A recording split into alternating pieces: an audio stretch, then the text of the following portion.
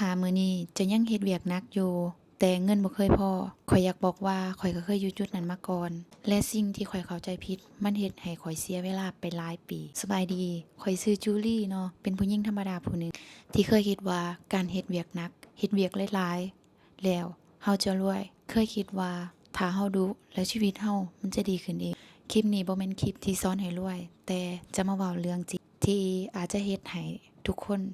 เบิ่งเรื่องเงินบ่คือเก่าอีกต่อไปข้อยเคยเฮ็ดเวียกประจำรับ OT รับทุกโพรเจกต์ที่เข้ามาเพราะข้อยเชื่อว่าคนที่ดุจะบ่มีมือถูกแบกเงินเข้าทุกเดือนแต่เงินบ่เคยอยู่บ่กล้าป่วยบ่กล้าหยุดบ่กล้าพลาดเพราะย้านเงินบ่พอตอนนั้นข้อยบ่ได้ทุกเงินแต่ข้อยทุกเวลาและบ่มีความมั่นคงอยู่ในใจเลยจนมื้อหนึ่งข้อยถามกับตัวเองว่าถ้าสมมุติว่าข้อยหยุดเฮ็ดเวียกตัวนี้ชีวิตข้อยมันสิอยู่ได้จักเดือนคำตอบคือบ่ฮอดเดือน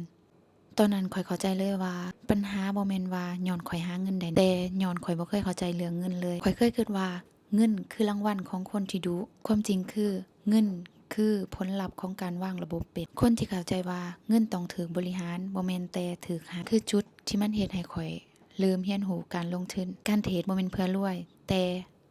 เพื่อข้อยบ่กลับไปถูกแบบนั้นอีกต่อไปและข้อยได้ค้นพบว่ามันบ่ได้เป็นตาย้านแต่ความเฮาบ่รู้ต่างหากที่มันเป็นตาย้านเงินบ่ได้เฮ็ดให้ชีวิตมีความสุขทันที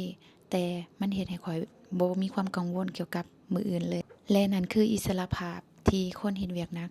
สมควรได้ถ้ามื้อนี้ยังรู้สึกว่าเฮาพยายามแล้วแต่ชีวิตยังบ่ไปไสบ่เป็นหยังเด้อข้อยก็เคยเป็นมาก่อนถ้าคลิปนี้เฮ็ดให้เจ้าคิดได้ฝากติดตามไว้เด้อแล้วเราจะเติบโตไปนำกัน